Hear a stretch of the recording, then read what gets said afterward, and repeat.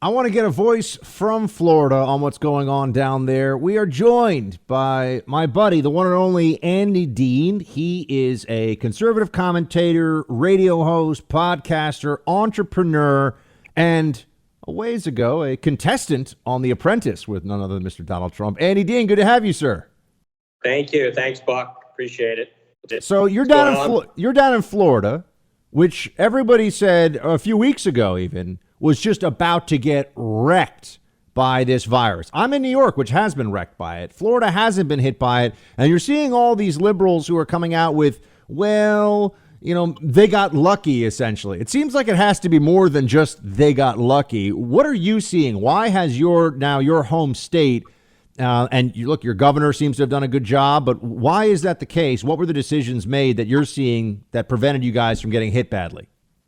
Sure. So for most part, liberals are wrong about 100% of the time. But in this case, there's some truth to the luck part because heat and humidity do play a factor. And I did a bunch of personal research into this because I wanted to see if that was true or not. And actually, after the Spanish flu, so 1918, 1919, they actually did a very well thought out study based on guinea pigs. And that's actually where the modern day term guinea pig comes from, is that they studied flu transmission in guinea pigs and they perfected the temperature. So they tried it at all different types of temperatures. And the hotter and more humid it is, the less a flu or respiratory virus will spread. And the reason why that's true is that obviously droplets that come from a sneeze or a cough, if the air has more wetness, more moisture, then those droplets get wet, they get heavier, they fall, they can't spread as far. And so that's why you don't really see the flu in the months of September, October, no matter where you are in the Northern Hemisphere. And so heat and humidity have a major factor to do with that. And so that's part of the reason why Florida's been successful. Also, protecting the nursing homes, critically important. So those are the most important type of people you want to protect. And in Florida, they're all pretty much located in certain places. So, it makes it easier that way.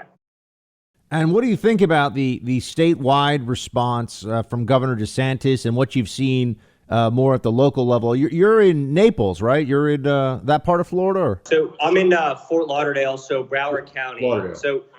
So Southeast Florida essentially is Miami-Dade, where Miami is. North of that is Broward. And then there's Palm Beach County. And that's about 6.2 million people in all three of those counties.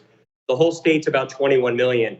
And so essentially the lockdown or stay-at-home order has been lifted for the rest of Florida, except for these three southeastern counties of Palm Beach, Broward, and Miami-Dade. So the rest of the state, restaurants can be 25% capacity. Most of the beaches are open. But down here, because there's a little bit more density, especially in Miami, also the population's older down here, the powers that be have kept the lockdown going. And also on a local level, Broward's the most liberal county, sadly, in all of Florida. And so the mayor here, who has a lot of issues personally, he's just, liberals, obviously, they love the power thing. So we'll probably be locked down here for a longer time than the rest of Florida, unfortunately.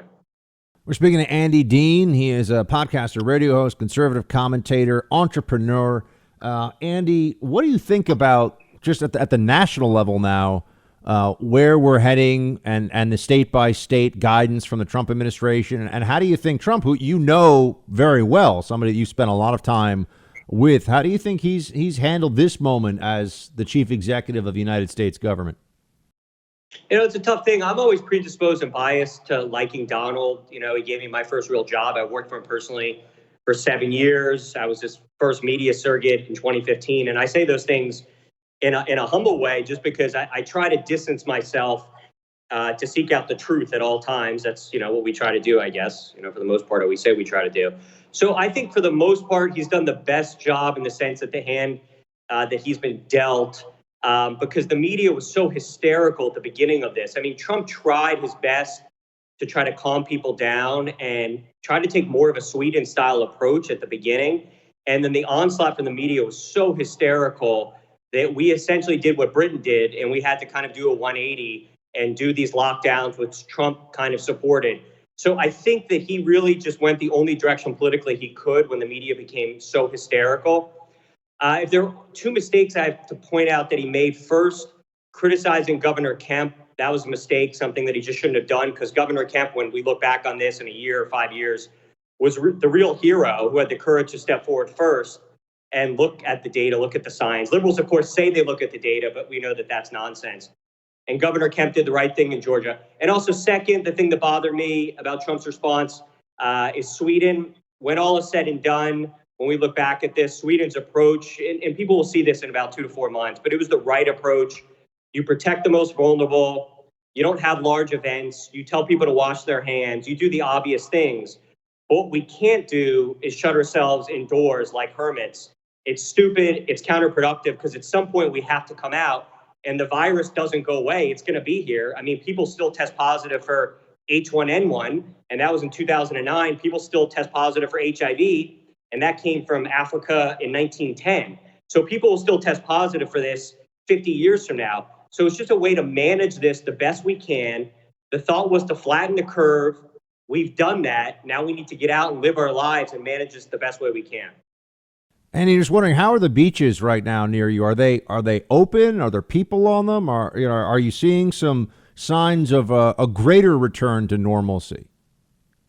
Yeah, so I actually live like 2 minutes from the beach, and it's pleasant in one way in that I've never seen Fort Lauderdale Beach, which is, it depends on how you look at it, right? It's a positive if you're a spring breaker and you're, drunk at 11 a.m., that's cool, right? But if you're pretty normal, semi-normal, then it's actually quite pleasant. The promenade is open. They've actually shut down one of the lanes on A1A. So if you're a jogger or, bicycler or whatever, it's actually a little bit more pleasant.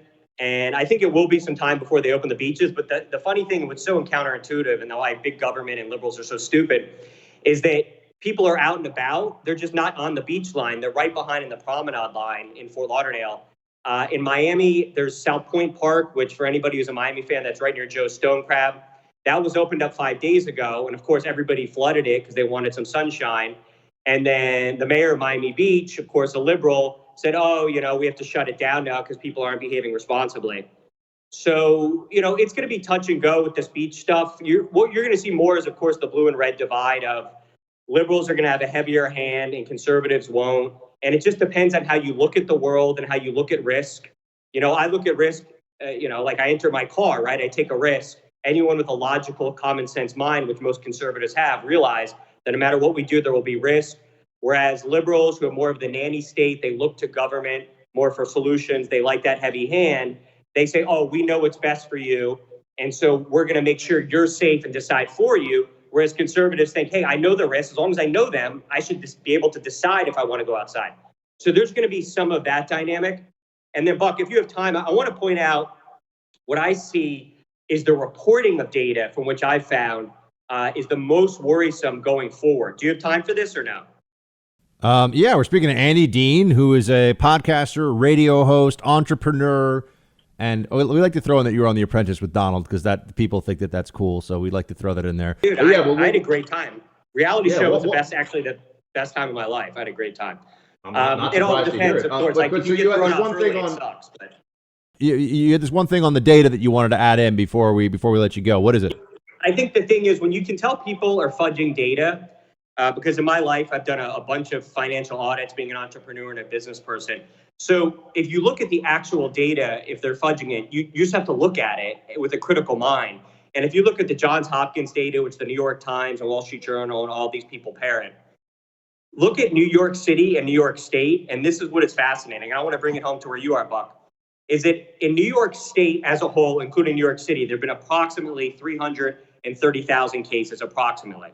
And it's divided in about half in New York City and half in the rest of the state. And, that makes sense for a couple reasons, right? New York City is more dense, has more of a population, right? So 330,000 total cases.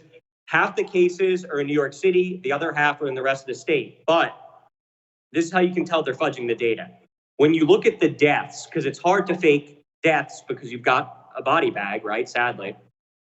All of New York State, outside of New York City, is reporting 700 deaths. 700 from, the 165,000 cases.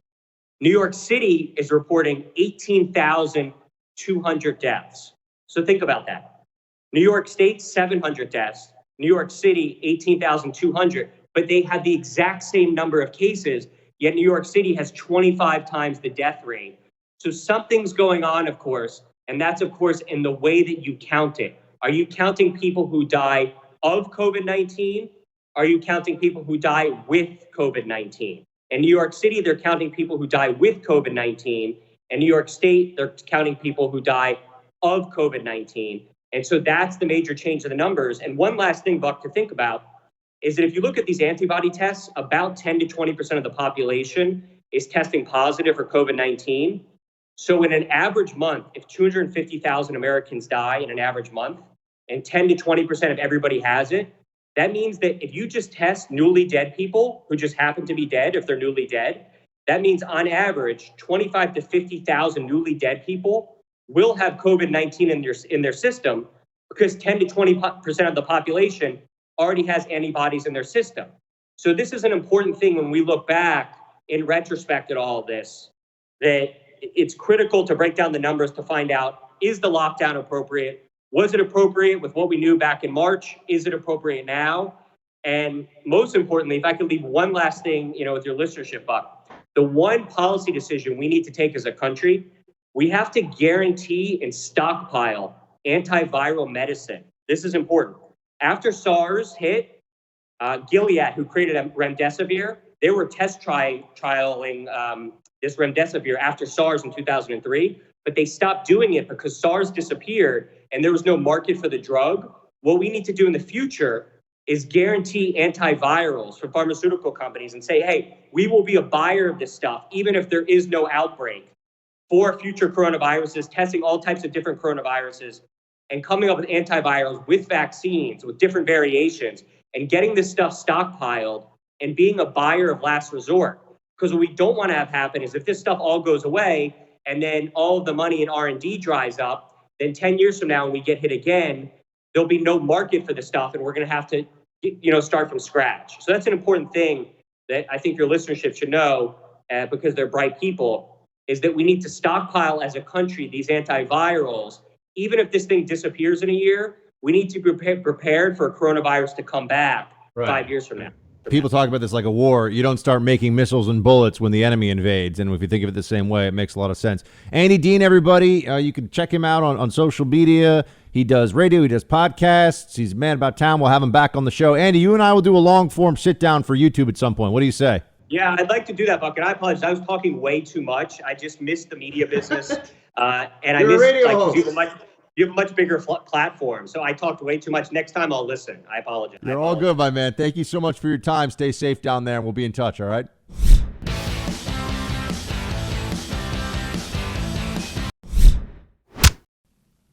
Just as it feels like we're getting closer to more of the country being open and people being able to restart their lives, not entirely, but in pieces, in parts, so much of an effort today to scare people, more of the panic porn out there in the news media. I'm seeing this thing about beware of COVID toes. Your toes now, they're saying their toes may turn a bluish color, even if they're otherwise asymptomatic. Oh, this is terrifying to people. We don't understand this disease, right? Remember, the experts don't understand this disease, but they know you have to be terrified and listen to them. You also have the coronavirus mutation, this possibility that will prevent us from having real continuous immunity or long-term immunity from this, and that might stymie attempts to have a worthwhile vaccine. All these different things meant to scare us. What do these people want us to do? They really think we're just going to stay inside until it's safe to go out? It's not going to. If your benchmark for safe to go out is there is no realistic possibility of acquiring and possibly dying from COVID-19, we're never going back outside. We're never going back outside. And by the time we can go back outside in a year or two, assuming they can cure this, maybe it's 10 years before they have a therapeutic. Who knows? There are a lot of diseases that people have wanted to cure for a long time. We've had a ton of research, billions and billions of dollars, and Mother Nature is still beating the smartest minds in the world on this issue.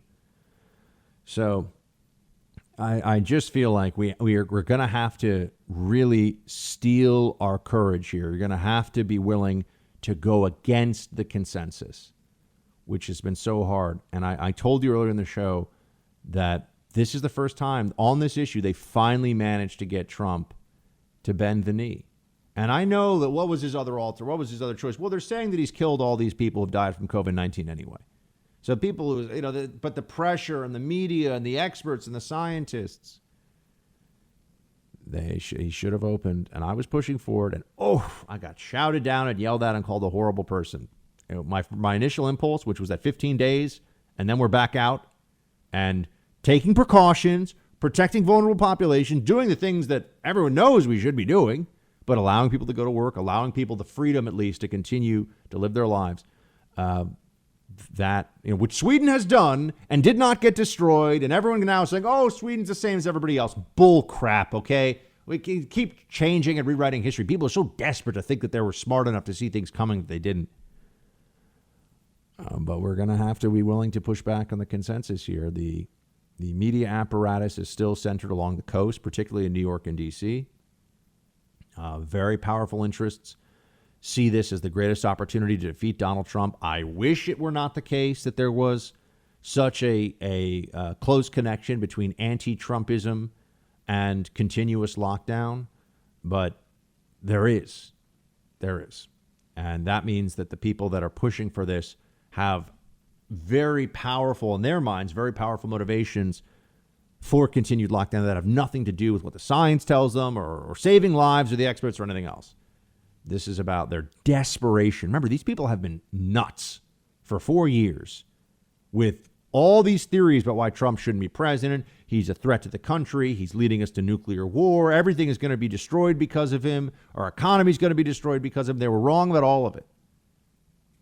I guess it's on some of us, and maybe I should have reminded myself as we went through this fight against the pandemic that that mentality, that same shrill insanity from the left in the era of Trump, it didn't go away because we faced this pandemic. It didn't go away because of COVID-19. Those same individuals are now the ones standing around saying, if you don't wear a mask all the time, including when you're riding a bicycle by yourself on a trail somewhere, you're putting people at risk of killing and killing them. And you might even be responsible for manslaughter in some way. I mean, that's how insane this is getting now. And that's the next step, right? You could kill somebody. Well, if you can kill somebody and you're responsible, what are the legal ramifications for it? This is absurd. This is outrageous.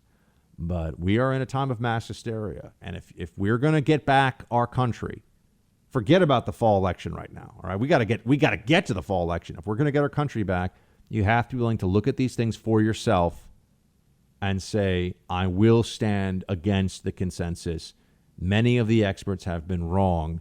I need them to prove to me they are right.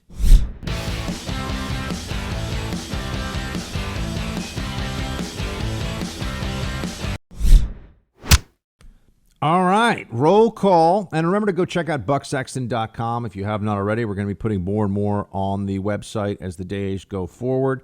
Producer Mark also, not in subtle fashion, reminded me that I have made a promise about a series really of Malta podcasts, which I'm going. It's happening. It's happening. All right. It is.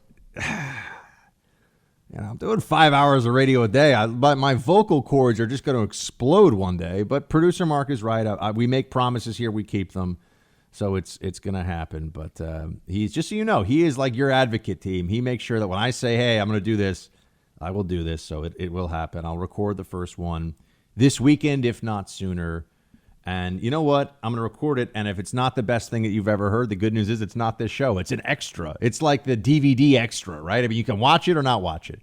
Do I think it'll probably be kind of awesome? Obviously, because that's how we roll in the Freedom Hut. But for some of you, it's not going to be your cup of tea. I've also decided in response to previous feedback, I'm just going to talk to you guys about it. I'm just going to sit there and be like, this is the Battle of Malta, the Siege of Malta, and not do a written out, like almost like an audiobook of it. I'm not going to do that. I'm just going to say, here's what's going on. So it's not going to be a perfectly clean verbiage description of it, but it'll be pretty good, darn it. It'll be pretty good. So with that, now we get producer Mark sending me the actual roll call for today. And here's what we got. Mark, not to be confused with producer Mark. With so many asymptomatic carriers of the COVID-19, how can track and trace possibly be effective?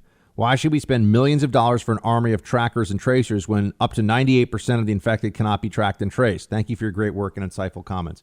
Mark, track and trace is stupid. It's not going to work. It's not going to work. And I saw this CNN piece on track and trace in Turkey, and they were saying, oh, well, in Turkey that they've been pretty good at keeping this disease under control. And at the end of the segment, they say, well, I mean, all this does rely on the people we're asking to remember everyone they came into contact with, remember everywhere they went, and to be honest about the whole thing, too. And to then be okay with the state coming in. So here's how track and trace would work. You know, I have a cold, right? Let's say we go back to some workplace environment where you're allowed to start opening businesses. If track and trace is in place in New York and they're hiring thousands of tracers, do they have medical backgrounds? No. These are just going to be government employees. It's going to be like the TSA, except they show up to your house.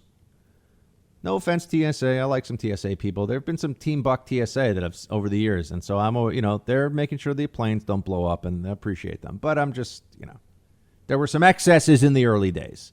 ATF right now, it's tough to defend because of the Waco show, which everyone is seeing and saying, is this kind of how it went down? And I'm not hearing it's not how it went down. So I don't know. If anyone out there listens to the show is ATF and you know the real details of Waco, and if you've seen the show on Netflix and you want to tell me why that is not, of course it's theatrical and they're taking, but did they show up and do that raid when they could have just picked him up off the street? Why? What was the reason for forcing that confrontation when they could have just grabbed him during a jog and shut the whole thing down that way? Does anyone out there? I don't know. We got people who listen to the show who are ATF. I know we got people also who are TSA though. And actually one of the first times I ever had somebody recognize me in public was a TSA agent many years ago in Dallas. And he was Team Buck. And I was like, thank you, sir. Thank you so much for listening. I appreciate that. So, again, when I talk about like teachers unions, I'm talking about the bad teachers. All right. So if you're a good public school teacher listening to this, we love you. You can always make that assumption. Where was I on this? Oh yeah. Tracers are going to be a lot of, look, the government's desperate to hire people to do this. And there are going to be a lot of people do this who are not particularly competent or qualified. But the way it'll work is that if I then show up to the office and I have what I think is a cold, but then I get the symptoms, forget about asymptomatic. How do you even know then, right? But if I get the and they're going to say, well, we need to have so many tests in place that we're testing asymptomatic people all the time too. My friends, when is that going to stop? We're going to have millions and millions of people taking COVID tests all the time, and think of the testing capacity you need for this. It's just not going to happen. It's just not going to happen. They can keep talking about it. It's never going to happen. And it feels like they're trying to intentionally delay the reopening by pretending this is going to happen. But so then I would say, all right, okay, I think I've got COVID-19. And then I'd meet with a tracer who would show up to my home. That's at least the way it was in this model they were showing us in Turkey. CNN was showing. They show up to my home and they would take, a swab from my nose, which does not look very comfortable, by the way. And they would then talk to me about everywhere I've been and everyone and then they go talk to those people. And guess what? They're going to tell some of those people, you got to quarantine for 14 days. And they might say, well, hold on a second. I passed this guy in the hallway. Now I've got to quarantine for 14 days. I can't do my job. I can't go to work. I can't be near my kid. Do I have to quarantine my family too? This is a nightmare. And all it takes is for me to sit down with the tracers and say, well, I've had symptoms for 4 or 5 days, and this is where I think I've been and who I've been around. I forget a couple of people, and maybe they're infected, and maybe then they go infect a bunch of people while they're asymptomatic. It's a nonsense idea. It doesn't make any sense, and yet it's required. New York to reopen, you got to have more tracers in place. But once you add asymptomatic spread into this too, so what they're claiming, just so we're very clear, because I said earlier in the show and I got sidetracked with our guests and things, what they're claiming is that testing and tracing will mean that everyone who falls in certain categories will be getting COVID-19 tests And I suppose it'll have to be on some kind of a cycle, every 2 weeks or every 30 days. And then if you're positive, you meet with a tracer, and then that tracer will then sit down with you and under color of law, I mean, there might be a legal obligation here. You tell them, everyone you've seen, everyone you've been around, if this wasn't a turnkey surveillance state, I don't know what is. And then they get to go interview all those people and force them to take a COVID-19 test. And even before they find out if they're positive, one would have to assume that they will then have to quarantine for 14 days. And it'll be like a mandated quarantine. It'll be, you better stay home or else. We're going to fine you. That's what it is in Turkey. You get a fine or prison time if you don't stay locked down for the 14 days. Not for being positive, just for coming into contact with somebody that one of the tracers has been told you came into contact with. That's it.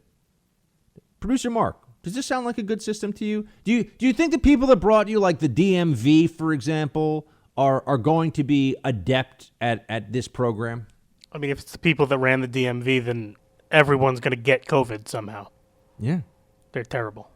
I think everyone's kind of figuring out that there's stopping the spread of this disease is not even the plan, really. Meaning the disease is going to spread no matter what we try to do. So what does that mean? I've thought this all along, but oof, man, it was so nice. We're just going to save everybody. We're just going to unite and save everybody, every single life. That's not what's happened. That's not what's happened. Doug, let's not forget that Obama threw out the Russian diplomats just prior to leaving office. As prior military, you never do that. You don't start an international incident on your way out unless you're trying to force the new president to act. Doug, that's an interesting point. Obama only got tough with Russia after Hillary lost the election and when Trump was coming in to take over. And part of this, I think, was trying to solidify want to create an acrimonious relationship, an antagonistic relationship between Putin and Trump, but also to give more meat on the bone of this theory that there had been, Russia-Trump collusion and that Russia changed the course of the election and all the rest of the stuff we've been told. But yeah, you're right. I mean, Obama got tough with Russia after the election, and they made this came out too. They made a choice, meaning the Democrats and the Obama administration made a choice to not make a big deal of what they said was the Russian interference behind the scenes in the election because they thought it would look bad. Well, meaning that it was like they were trying to throw the election to Hillary and it was a dirty trick against Trump. Well, that was a political calculation. They made a political. If the threat was so bad, it didn't matter. It shouldn't have mattered what the election implications would be, but they didn't want it to look like they were trying to throw it to Hillary because they were afraid of the backlash. Sorry. Political calculations have consequences too. Maureen. Hey, Buckster and producer Mark. As always, I love your show. Thanks for the hysterical Alex Jones clip. I'll eat your ass. I mostly use iHeartRadio to listen to your podcast. As on KEIB, The Patriot here in Southern California, it airs 6 to 9 p.m., so I prefer to listen to you earlier. Thanks to producer Mark for making that happen for us. Yes, producer Mark makes fun things happen. Pluto TV works sometimes too, but I wanted you to know that your website is fantastic. The content is just superb. Do we have producer Mark to thank for its brilliant content, or all these articles, blogs written by you, Buck? It's just so great. I love it, love it, love it. Thank you so much. Maureen, we have a team. Producer Mark is part of the team. We got a few people that are working on the website. Much of the content is derived from the audio and the transcripts of the radio show every day. But it is a team effort, and I am planning to start writing weekly columns for the website that'll be exclusive content for the site. So the answer is yes, you can thank producer Mark for it. Yes, there's a team of people working on it, so it's not just Mark and me. And yes, soon there will be original content from me in editorial form that's not the audio of the radio, the podcast, or our transcripts. That will be up on bucksexton.com. Am I leaving anything out, producer Mark? No, you got it all, but I'm down with anybody, just saying I did it all. I'm okay with that. There we go. He's okay with that. He's all right with that. Chopper. Every time I see that name, I think of Get to the Chopper. But that's a different spelling, maybe. Hey, Buck, I was wondering if you, as a master of nice hair, could weigh in on a disagreement concerning a Halloween costume. I am endeavoring to dress up as Billy Ray Cyrus for Halloween. Thinking about that right now, man. Halloween's a ways off. Okay, though. People are really bored, Buck. Yeah, apparently. I have 18 inches of long, straight hair. I'm thinking to have it cut into a mullet because authenticity is important to me. Respect. My girlfriend suggests a wig. It would preserve my hair, but not be quite as convincing. Where would you fall in the argument? You know what? I'm going to pass this judgment call to producer Mark. Producer Mark, authentic mullet or wig mullet? I'm going to go with saying happy wife, happy life. Unless you're in some sort of competition where there's a monetary prize and not like $100, like a good enough monetary prize to screw up your hair like that and make yourself a mullet. Mm-hmm. I think he's right about happy wife, happy life. So whatever the wife wants you to do, that's probably a good move. Producer Mark has a wife, so any dude with a wife questions, he's here to handle that. I am unmarried, so I can't really speak from any experience. Yeah, but if Snow Princess told you to do something, you'd probably do it right now. Oh yeah, happy Snow Princess, happy Buckster, and the opposite is also true. So it's very important. I've seen this as a real thing. Happy wife, happy life is one of those phrases that you hear, and the longer you live, the more true you seem to recognize it as. So, yep.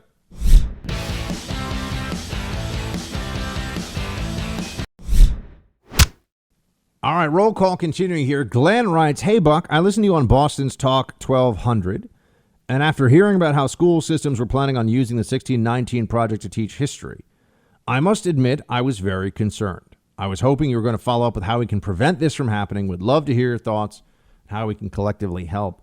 You know, Glenn, I've never been involved with my local school district. I don't have kids, so I don't know how much you can influence the school board or how really to do that, but I know it's possible. And I know that there are public campaigns of pressure to be brought on issues like this, but you got to do organizing and you got to put in the time and the effort to do it. And I'm sure it's going to be challenging. I mean, the progressives have a very clear agenda that they use the public schools to try and achieve. And they're not going to just say, oh, okay, well, no problem. You guys don't like the 1619 project being taught to our kids because it's full of a lot of incorrect history? No, they're not going to let that one go.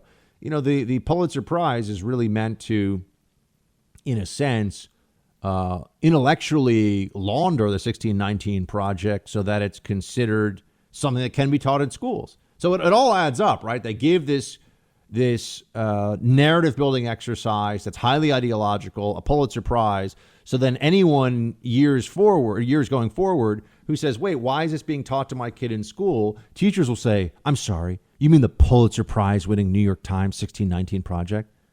Pulitzer doesn't mean crap. All these awards, once you get over the age of like 12, I mean, other than military decorations, once you get over the age of 12, these professional awards that are given out, for what?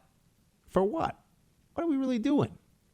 I remember when I was a kid, I was so proud. I had all these trophies I won from these different sporting events and sports camps, first place in this swim race or first place in this track meet or whatever it was, and I wasn't that good. So this is like when I was 10 years old or something. But, I had all these trophies. And then one day I realized, I was just like, what am I keeping all these pieces of plastic for? Once I basically got to be high school age, college age, I was like, what is all this stuff? So, I gave it away.